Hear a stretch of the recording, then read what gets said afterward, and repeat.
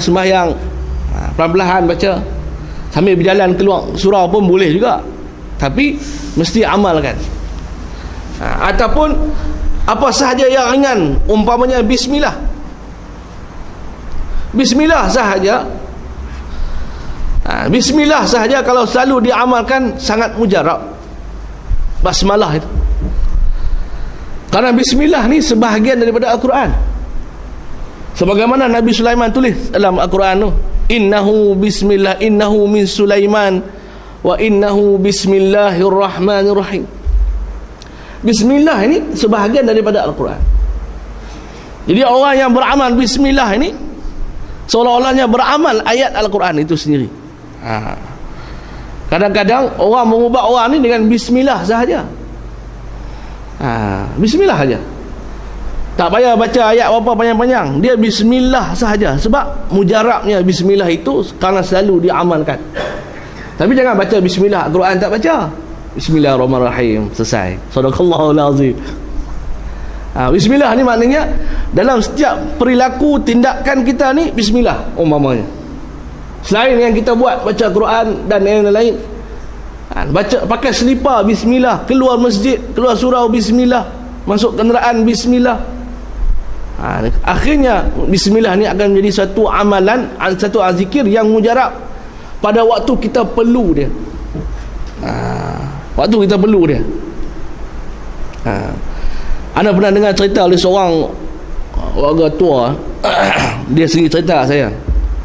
Dia mengaji di Kelantan, dia kata. Tok guru dia dulu orang Kelantan. Kelantan dia kata, mengaji di Kelantan. Dia kata tok guru dia dulu pernah balik balik rumah, hilang kunci rumah tu hilang. Dia tengok depan mata dia sendiri. Orang tua dah 70 lebih ke 80, dia tak ingat saya. Dia cerita sendiri waktu saya makan di kedai makan dengan dia jumpa. Dia kata tok guru dia dulu rajin beramal zikir, dia kata.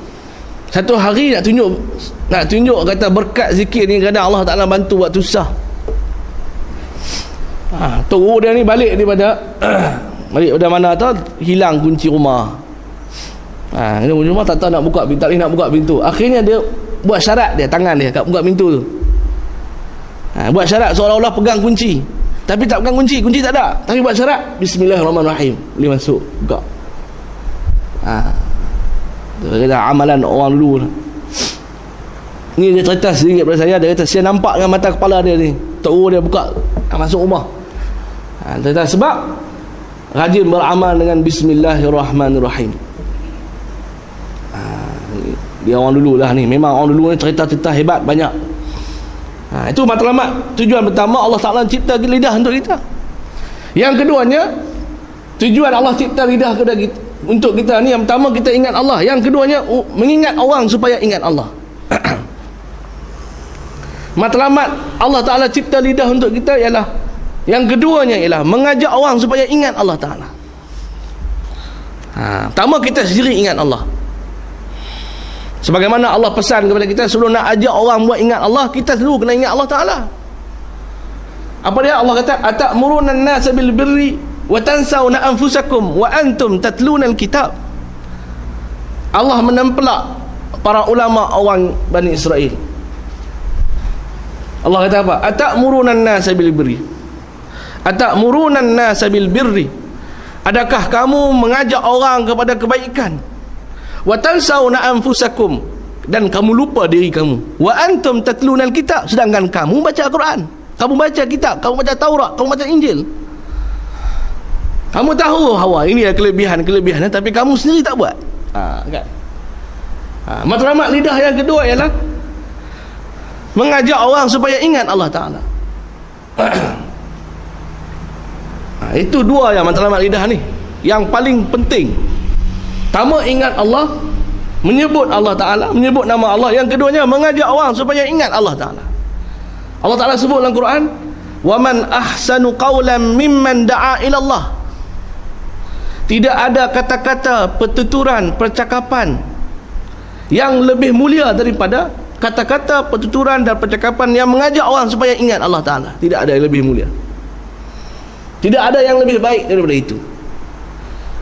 Percakapan kita ni mengajak orang supaya ingat Allah, itu yang paling baik.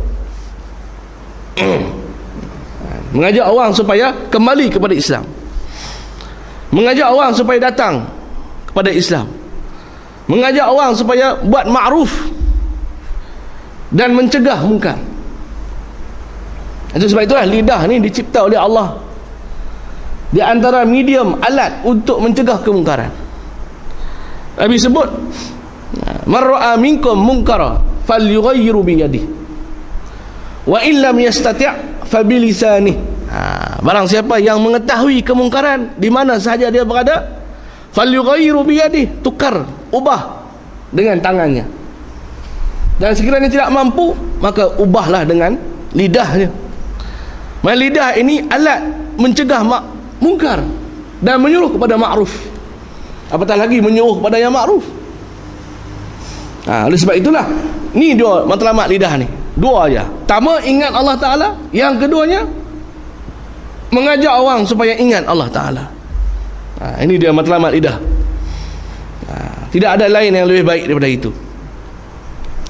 Oleh sebab itulah mencegah kemungkaran dan menyuruh kepada ma'ruf ni antara amalan yang paling mulia, disukai oleh Allah, dan Allah Ta'ala sebut dalam Quran banyak kali sebagai khairu ummah, khairu ummah, khairu ummah tu. Kita guna slogan khairu ummah je, tapi dia punya ciri-ciri khairu ummah tu tak didetailkan. Kita punya slogan apa ni, Maulid Rasul umpamanya, slogan tahun baru Hijriah, khairu ummah, khairu ummah. Tapi apa dia khairu ummah tu? Iaitu ya'muruna bil ma'ruf wa yanhauna 'anil munkar wa tu'minuna billah. Mengajak manusia kepada ma'ruf, mencegah mungkar. Kalau dia mengajak ma'ruf sahaja, mencegah mungkar tidak, belum lagi ciri sebagai khairu ummah. Kalau mengajak ma'ruf, semua bangsa di atas muka bumi ni nak ma'ruf. Menyuruh kepada ma'ruf ni hebat. Artis bukan main kalau suruh buat ma'ruf ni, cuy. Kan? Hati-hati ni. Star kita ni, film star, semua ni, muzik star ni. Semua suruh kepada ma'ruf ni cukup mau. Sedekah, amal jariah, buat konser amal. Tapi mencegah mungkar, very little orang yang sanggup buat. Very few. Tambah sikit sangat orang yang nak buat. Tapi menyuruh kepada ma'ruf, ramai. Bukan Islam, ramai. Lebih hebat daripada kita menyuruh ma'ruf ni. Tapi nak mencegah mungkar ni sikit. Itu sebab itulah khairu ummah ni ya'muruna bil ma'ruf wa yanhauna 'anil munkar wa tu'minuna billah. 3. Beriman kepada Allah itu prasyarat sebagai khairu ummah. Menyuruh kepada ma'ruf dan mencegah mungkar. Bukan menyuruh ma'ruf saja, mencegah mungkar itu pun syarat. Itu sebab itulah mencegah kemungkaran ni di antara medium alat dia ialah lidah kita. Itu orang beriman sentiasa bercakap benar walaupun pahit. Man kana yu'min billah wal yaumil akhir falyaqul khaira aw liyasmut. Barang siapa yang benar-benar beriman kepada Allah dan hari akhirat, naklah berkata benar ataupun dia berdiam diri saja. Berkata benar ataupun berdiam diri. Orang beriman ni cakap benar. Qulil haq, Nabi sebutlah hadis, qulil haq walau kana murrah. Kata benar walaupun pahit.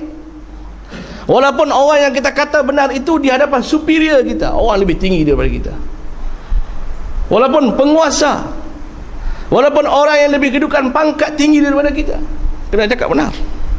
Auliyasmut, ataupun dia berdiam diri. Kalau tak ada bukti, tak ada hujah, tak ada ilmu, dangkal dengan ilmu, tak ada fakta, berdiam diri. Tapi ada setengah golongan, setengah keadaan, orang itu tidak boleh berdiam diri. Siapa dia? Ulama. Ulama tak boleh berdiam diri. Orang awam kadang-kadang boleh berdiam diri. Kadang ilmu kurang dia, cetek ilmunya, takut kesilapan banyak,